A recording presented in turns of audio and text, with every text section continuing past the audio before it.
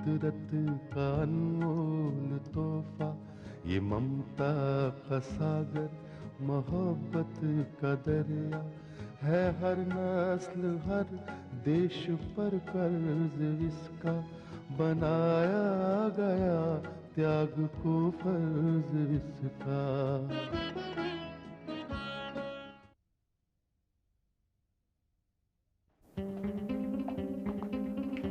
भाई साहब, मेरा नाम देवीलाल है, मैं सचिन का पिता हूँ। क्या हो गया मेरे बेटे को? अंकल, मेरा नाम गौरव है। क्या गौरव? बेटा तुमने ही मेरे घर पे सूचना दी थी? जी। बहुत बहुत धन्यवाद। कैसा है मेरा बेटा? आइए, प्लीज आइए। चलो चलो बेटा। मेरा बच्चा, डॉक्टर साहब क्या हुआ मेरे बच्चे को? डॉक्टर साहब, मैं इसका पिता हूँ। क्या हो गया इसे? ये बीमार कैसे हो गया डॉक्टर साहब? देखिए, इसकी हालत बहुत खराब है। हम अपनी तरफ से पूरी कोशिश कर रहे हैं, मगर जहर इसके जिस्म में फैल चुका है। जहर? इसे फूड पॉइजन हो गया क्या? डॉक्टर साहब बचा लीजिए मेरे बच्चे को। मेरा बेटा खाने पीने के मामले में बहुत ही लापरवाह है, जरूर उसने कोई उल्टी सीधी चीज खा ली होगी। हाँ, अब 12 बजे साहब। हाँ?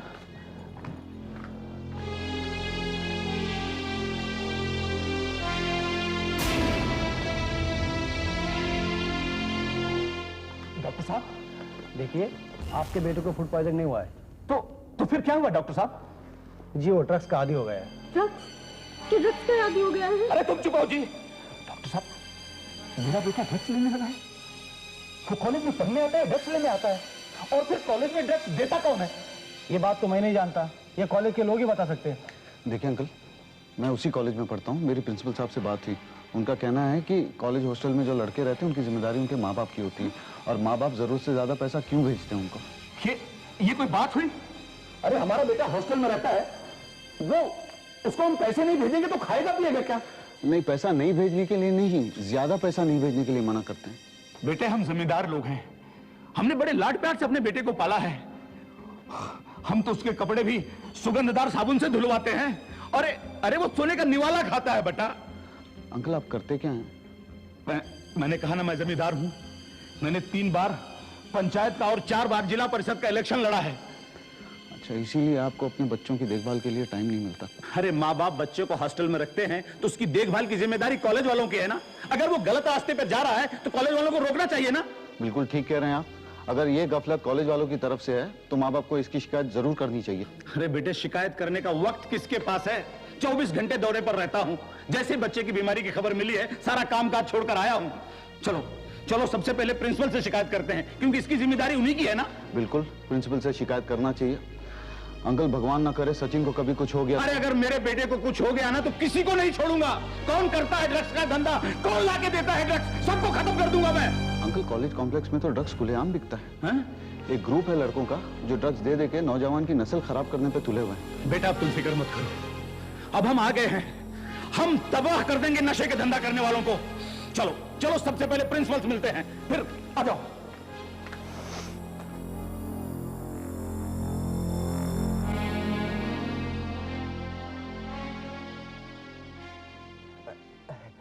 देखिए देवीलाल जी, बात ऐसी नहीं है।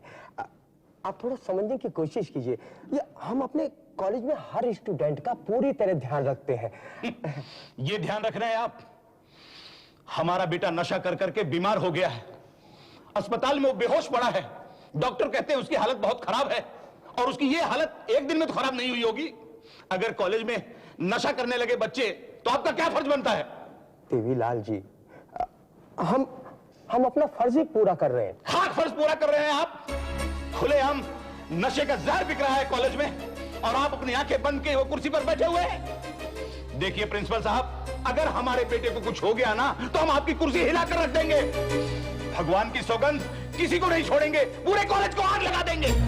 देखिए आप प्लीज जरा शांत हो जाइए आप, प्लीज। हम कोई मामूली आदमी नहीं है। स्टेट से लेकर दिल्ली तक शोर मचा देंगे हम आपसे पूछते हैं, उन लड़कों का नाम बताइए जो कॉलेज में ड्रग का धंधा करते हैं। देवीलाल जी, मैं किसी का नाम नहीं जानता। अच्छा, आप किसी का नाम नहीं जानते? सारा कॉलेज जानता है कि कुछ अमीरों के बेटे कॉलेज में ड्रग का धंधा करते हैं, और आप किसी का नाम नहीं जानते? मैं आपसे सच कह रहा हूं, मैं किसी का नाम नहीं जानता। ठीक है, आपको नहीं मालूम, इस बच्चे को मालूम है।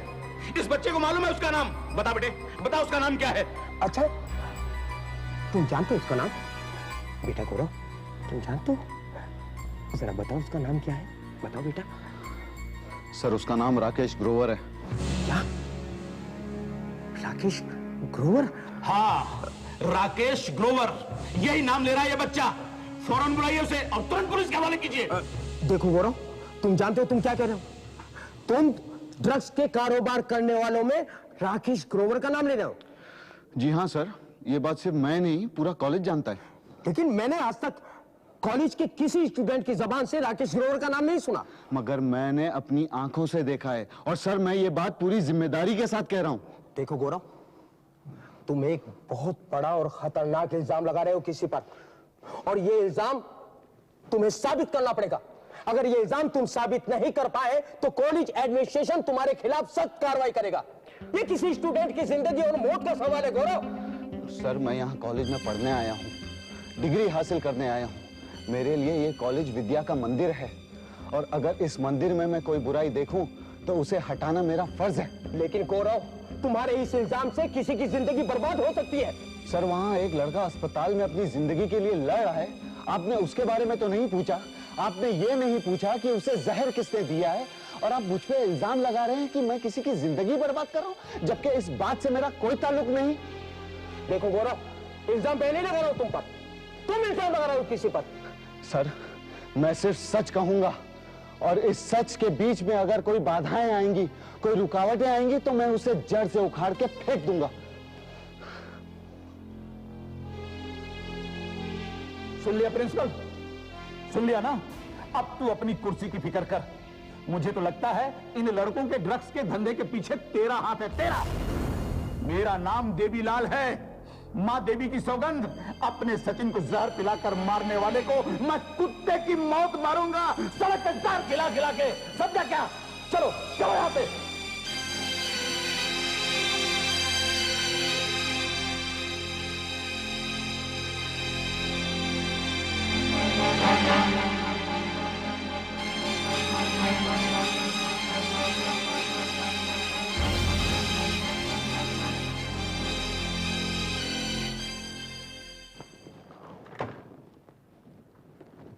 Designer of the Year Award.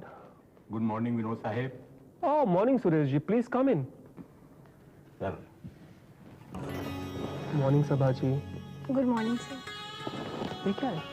Sir ये आपके लिए मिस सबा ने कुछ नए डिजाइन बनाए हैं, please. Oh, great. Oh, Sabha, they are great. They are very good. Sir ये जो डिजाइन इन्होंने बनाए हैं मिस सबा ने, अपनी मिसाल आप हैं। लाजवाब है, बल्कि जवाब ही नहीं है। अति सुंदर। सुरेश जी, आप बिल्कुल सच कह रहे हैं। If you don't mind sir, मेरे कुछ क्लाइंट बाहर बैठे हैं, अगर आप इजाजत दें तो मैं। ओ प्लीज, जाके आप अटेंड कीजिए उन्हें। Thank you.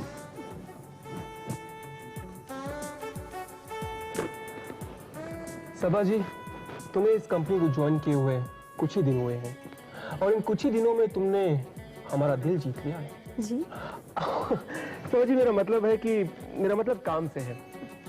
अगर इंसान मेहनत और लगन से काम करता है तो कोई वजह नहीं है कि उसे कामयाबी हासिल ना हो।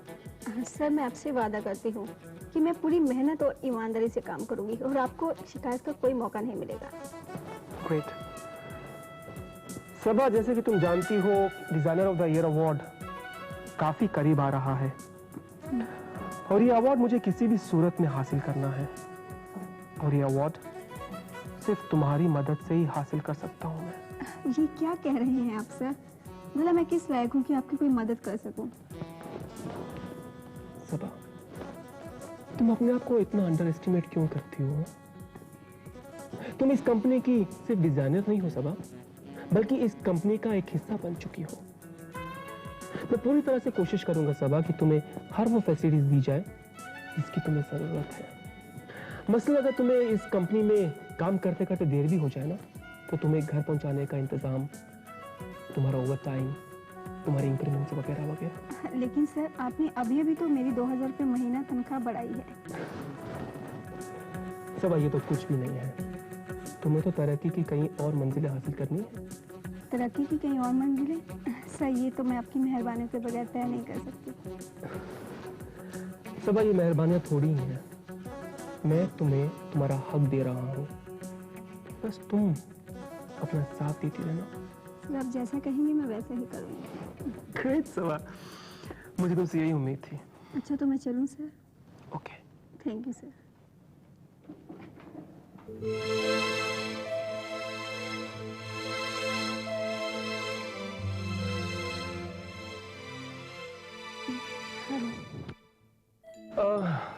सबा ये मनाली है मेरी सेक्रेटरी, और मनाली ये है सबा इस कंपनी की नई डिजाइनर। हेलो। ओके। मैं चलती हूँ।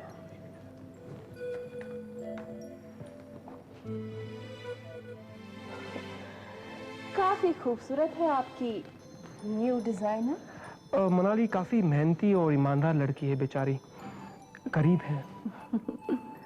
अब नहीं रहेगी।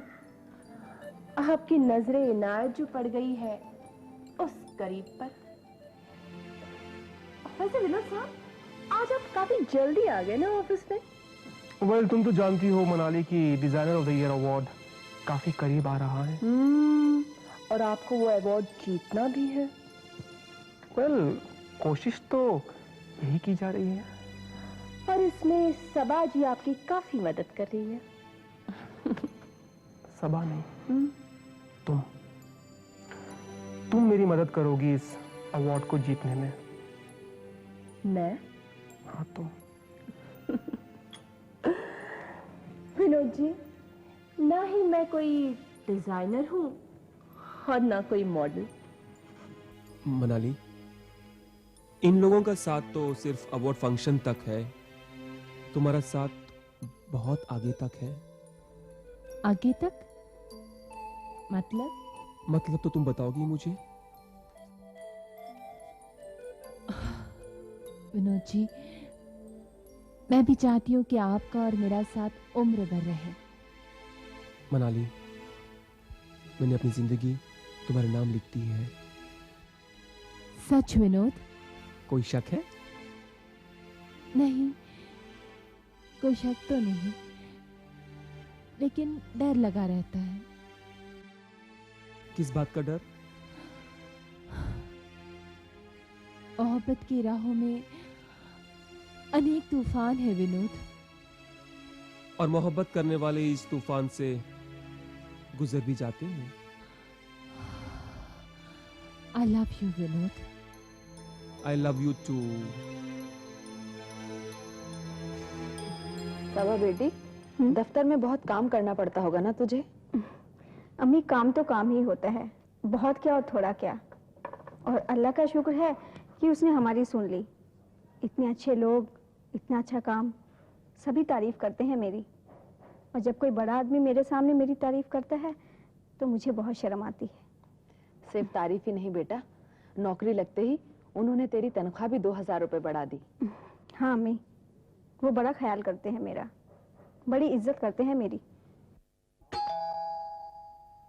देखना बेटा कौन है। हाँ अम्मी।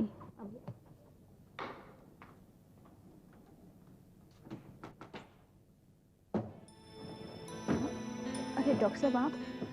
मैं यहाँ से गुजर रहा था तो सोचा साहब को देखता था। आपने क्यों तकलीफ की, मैं ही आ जाती। अगर आपको मेरा आना अच्छा नहीं लगा तो मैं वापस चला जाता हूँ। कौन है बेटी? जी डॉक्टर साहब आए हैं। तो उन्हें बाहर क्यों खड़ा कर रखा है? अंदर लेके आओ ना। आइए डॉक्टर साहब। अम्मी ये डॉक्टर साहब हैं, सैफ को देखने आए हैं। अस्सलाम वालेकुम। वालेकुम अस्सलाम। तशरीफ रखिए। शुक्रिया। मैं यहाँ से जा रहा था तो सोचा सैफ की चोट देखता जाऊँ। सैफ दिखाई नहीं देता? वो बाहर खेलने गया है। इसका मतलब उसकी चोट ठीक हो गई। हाँ। आप चाय लेंगे? जी शुक्रिया, मैं चाय नहीं पीता। तो मैं ठंडा लेकर आती हूँ। जी ऐसी कोई बात नहीं। अरे कोई मेहमान आया है क्या?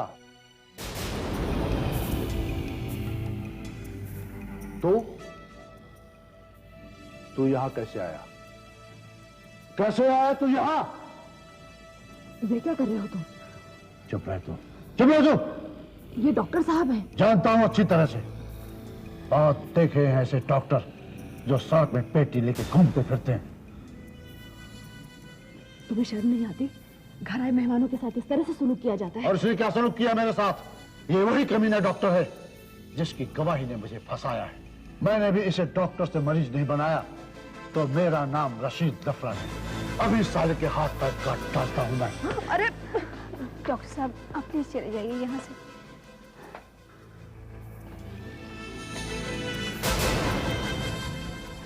अब्बा, ये तुमने अच्छा नहीं किया। सवा तू बीच में मत बोल। बाप देखे से शरीफ जो शराफत के नाम पे पुलिस के चमचे बने हुए हैं। ये वही डॉक्टर है जिसकी गाड़ी से सैफ को चोट लगी थी, इसीलिए सैफ को देखने आए थे। अच्छा, तो ये वही डॉक्टर है जिसने मेरे बच्चे को जख्मी किया। तो पहले क्यों नहीं बताया तुमने? क्यों नहीं बताया पहले? तो क्या कर लेते तुम? जान से मार देते उसे? जान से नहीं मारता, लेकिन उसे इस घर से ही नहीं जाने देता।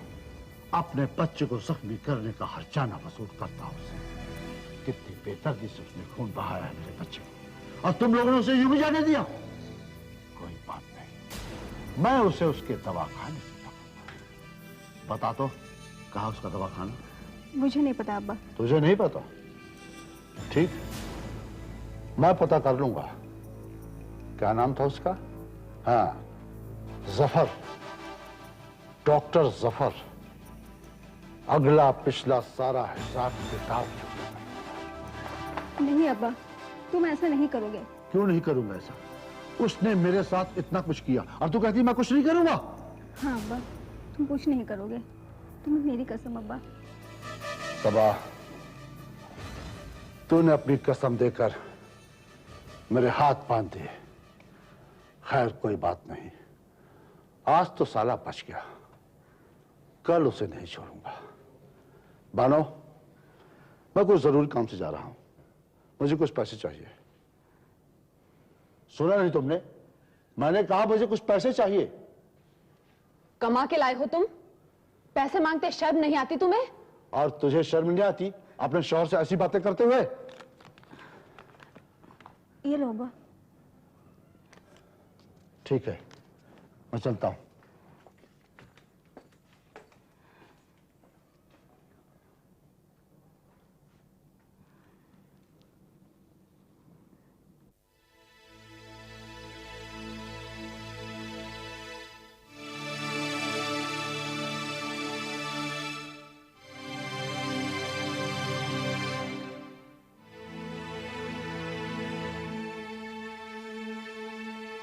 Good morning mom.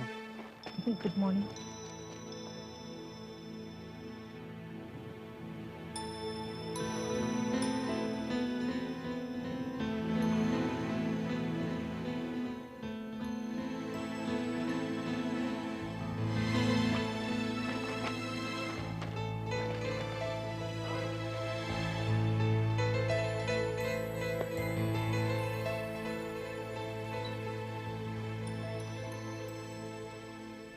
चाय। Thanks mom.